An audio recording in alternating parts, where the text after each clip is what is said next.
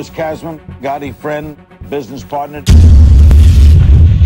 It all started right here, a blood-soaked street on the east side where former Gambino godfather Paul Castellano was gunned down on Gotti's order in a brazen storm of gunfire in December of 1985. Gotti would climb over the body of Paul Castellano to ascend the throne of the nation's most powerful crime family. Murder would become his favorite tool, the way he attained power and the way he maintained control. Louis Kasman was the so-called adopted son of John Gotti Sr.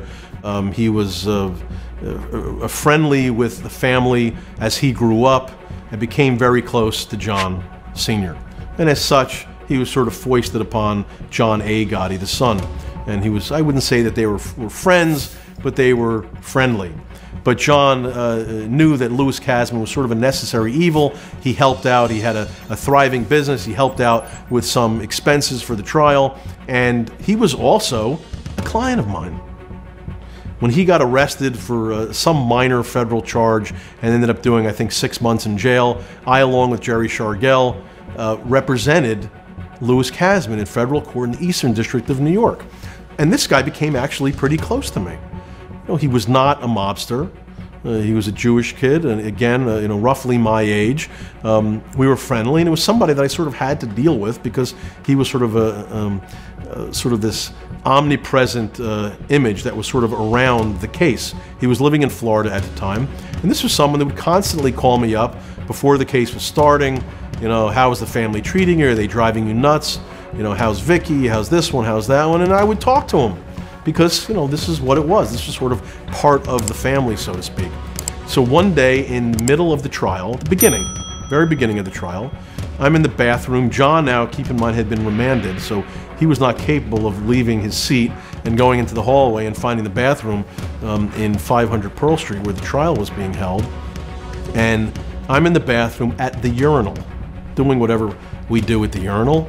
Louis Kasman walks in. I hadn't seen him in a while. He patted me on the back. He said, listen, I know you're having a problem getting paid some expenses. I talked to Victoria, and she asked me to give you some money to make up for some of the expenses that were owed. And while I am at the urinal, he slips an envelope into my interior pocket in my suit, a fat envelope. And listen, when you're a lawyer, I mean, it's, you know, you get a fat envelope slipped into your pocket. You know, I was like losing my mind and happiness at the urinal. It was like, wow, what a great day this is. I've got a big fat envelope in my pocket. He then says to me, there's $12,000 in there. You have to do me a favor. You can't fill out the 8300 form, which is an IRS form that when you receive more than $10,000 in cash, you're required to fill out the form, basically to show who gave you the money and for what purpose.